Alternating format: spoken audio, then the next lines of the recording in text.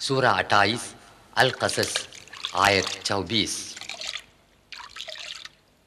فسقى لهما ثم تولى إلى الظل فقال رب إني لما أنزلت إلي من خير فقير۔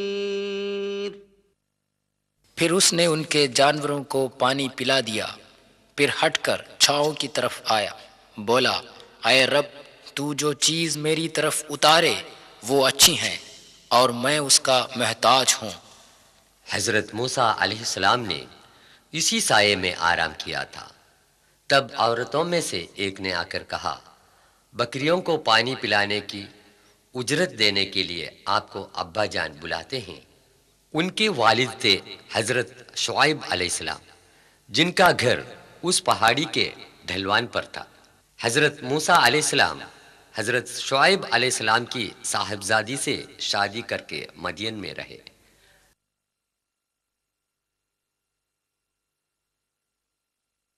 10 سال کے بعد اپنی بیوی کو ساتھ لے کر سفر کر کے جنوبی سینا کی اس وادی طوا میں پہنچ گیا جو آج کل مصر کا حصہ ہے۔ رات کے اندھیرے میں وہ خدا سے ہم سخن ہوئے۔ بعد میں جو واقع ہوئے سورہ 20 طٰہٰ آیات 12 تا 14 میں اللہ تعالیٰ فرماتا ہے، فلما أتاها نودي يا موسى إني أنا ربك فاخلع نعليك إنك بالواد المقدس طوى وأنا اخترتك فاستمع لما يوحى إنني أنا الله لا إله إلا أنا فاعبدني وأقم الصلاة لذكري۔ جب وہ اس کے پاس آیا اسے آواز آئی، اے موسیٰ میں تیرا پروردگار ہوں، بس تو اپنی دونوں جوتیاں اتار دے، تو اس وقت مقدس وادی طوا میں ہے اور میں نے تجھ کو برگزیدہ بنایا ہے، بس جو کچھ تجھے الہام کیا جائے اسے سنتے جائیو، میں ہی سب کا معبود برحق ہوں، میرے سوا کوئی بھی معبود نہیں، بس تم نے میری عبادت کیا کرنا اور میری یاد کرنے کو نماز قائم کرنا۔ سینٹ کیتھرین یہ وہ عیسائی کمپلیکس ہے جسے 330 عیسوی میں ایک عیسائی بادشاہ کانسٹنٹین نے تعمیر کی اور سنہ عیسوی 530 میں شہنشاہ جسٹینین کے ایما پر اور کشادہ بنا دیا۔ خدا سے وہ لمبی گفتگو ایک درخت کے قریب سے ہوئی تھی۔ سورہ 28 القصص آیت 30۔ فلما أتاها نودي من شاطئ الوادي الأيمن في البقعة المباركة من الشجرة أن يا موسى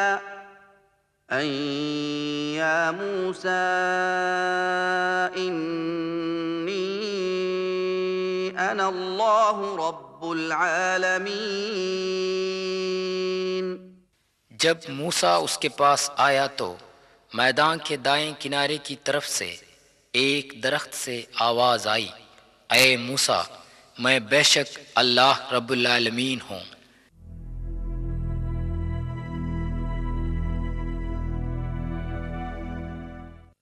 جہاں کلام الہی سنایا گیا تھا وہاں ایک درخت تھا۔ آج اسی جگہ پر ایک اور درخت لگایا گیا ہے۔ چونکہ اس وقت شعلہ دکھایا گیا تھا اس لیے یہ درخت سلگتے پودے برننگ ٹری کے نام سے مشہور ہے۔ عیسائیوں کی بنائی گئی اس سینٹ کیتھرین کمپلیکس کو محفوظ رکھنے کے لیے سنہ 6 ہجری میں حضرت صلی اللہ علیہ وسلم کا ارسال فرمایا ہوا خط آپ کی فراخ دلی اور مذہبی رواداری کا ثبوت بن کر قائم رہتا ہے۔ اس خط کی کاپی اس کمپلیکس کے اندر محفوظ ہے۔ پھر خدا تعالیٰ نے موسیٰ علیہ السلام کو حکم دیا کہ ہاتھ کی جو لاٹھی ہے اسے زمین پر ڈال دے۔ فوراً وہ ایک سانپ بن گئی۔ جب اس کو پکڑ دیا پہلے کی طرح وہ لاٹھی بن گیا اور ہاتھ بغل میں ملانے سے نہایت سفید نکلے۔ یہ دونوں قوتیں حضرت موسیٰ علیہ السلام کو نبوت کے ثبوت میں معجزہ کے طور پر ملی تھیں۔ پھر خدا نے حکم دیا کہ حضرت ہارون علیہ السلام کو ساتھ لے کر فرعون کے پاس جائے۔ انہوں نے فرعون سے کہا، ہم دونوں پروردگار عالم خدا تعالیٰ کے پیغمبر بنا کر بھیجے ہوئے ہیں، اس لیے خدا کا حکم مانے اور بنی اسرائیل کو آزاد کر کے ہمارے ساتھ بھیج دے۔ فرعون کی حکومت میں انہیں توحید کی تعلیم دینا ناممکن تھا۔ فرعون چونکہ اپنے آپ کو خدا مانتا تھا، اس لیے کائنات کے رکھوالے کو خدا ماننے کو تیار نہیں ہوا۔ بنی اسرائیل کو غلام بنایا اور ان سے سخت محنت کروایا۔ اہرام مصر۔ بنی اسرائیل کو غلام بنا کے بادشاہان فرعون نے گیسا میں جو اہرام تعمیر کرائے تھے وہ آج بھی دنیا کے عجائبات میں شمار کیے جاتے ہیں۔ خاندان فرعون جنہوں نے 5000 قبل مسیح سے 322 قبل مسیح تک مصر میں حکومت کی تھی، موت کے بعد لاش کو بغیر سڑے گلے ممی کر کے محفوظ رکھنے کے واسطے فرعون خاندان کے چند بادشاہوں نے اہرام بنائے تھے۔ ان میں سے سب سے بڑا چیوف ہے جو بادشاہ خوفو کا پیرامڈ ہے۔ یہ 4500 سال پہلے بنایا ہوا تھا۔ یہ پیرامڈ 23 لاکھ پتھروں سے بنایا گیا ہے، جن میں سے ہر ایک کی سراسر طول 2500 کلو گرام ہے، جس کی اونچائی 147 میٹر ہے۔ اس کی تکمیل کے لیے 3 لاکھ مزدوروں نے کئی سال محنت کی تھی۔ یہ اندازہ لگایا جا سکتا ہے کہ اس زمانے میں کرائن بھی موجود نہ تھا۔ ان پتھروں کو اوپر تک پہنچانے میں مزدوروں نے کئی سی مشقتیں اٹھائی ہوں گی۔ گیسا میں دوسرا پیرامڈ بادشاہ شیفون اور تیسرا میسرنس بادشاہ کے ہیں۔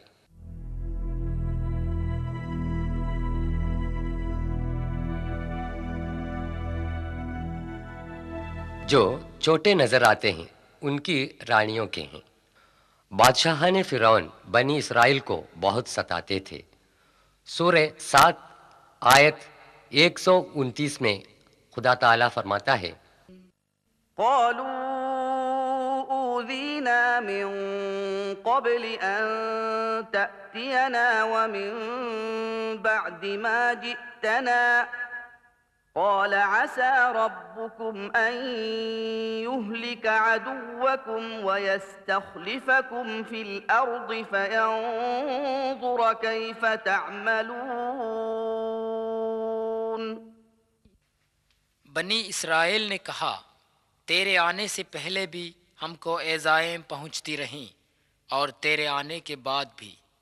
موسیٰ علیہ السلام نے کہا، خدا سے امید ہے کہ تمہارے دشمن کو ضرور ہلاک کرے گا اور تم کو زمین میں بادشاہ بنا دے گا، پھر تمہارے کاموں کو بھی دیکھے گا۔ اس ایک دیوزاد مجسمہ ہے جس کے سر آدمی کا اور تن شیر کا ہے۔ بڑے پتھر میں تراشی ہوئی یہ مورت گیسا میں پیرامڈوں کے قریب ہے۔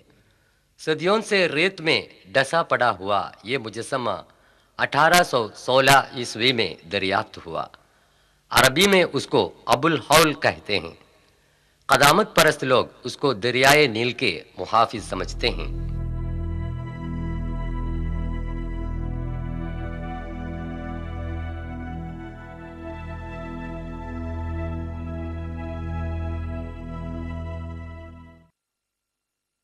فرعون۔ وہ چیزیں جو بادشاہان فرعون استعمال کرتے تھے آج مصر کے عجائب خانے میں محفوظ ہیں۔ زیورات، سونے کا پلنگ، سکے،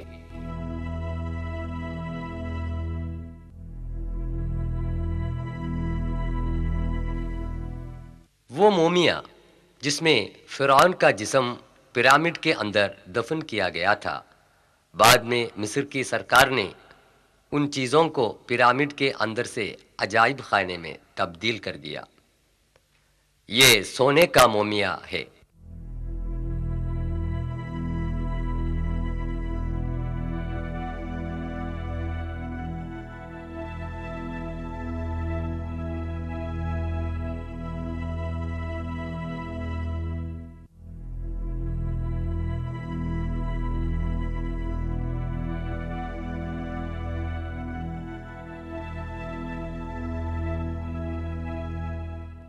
خدا تعالیٰ کے حکم کے مطابق موسیٰ علیہ السلام نے فیصلہ کیا کہ بنی اسرائیل کو فرعون کے ظلم و ستم سے بچائے۔ حضرت موسیٰ علیہ السلام اور حضرت ہارون علیہ السلام ہزاروں بنی اسرائیلیوں کو ساتھ لے کر چپکے سے راتوں رات مصر سے روپوش ہو گئے۔ یہ جان کر فرعون بھاری لشکر لے کر ان کو پکڑنے کے لیے نکلا۔ تاریخ سے پتہ چلتا ہے کہ بحر احمر کے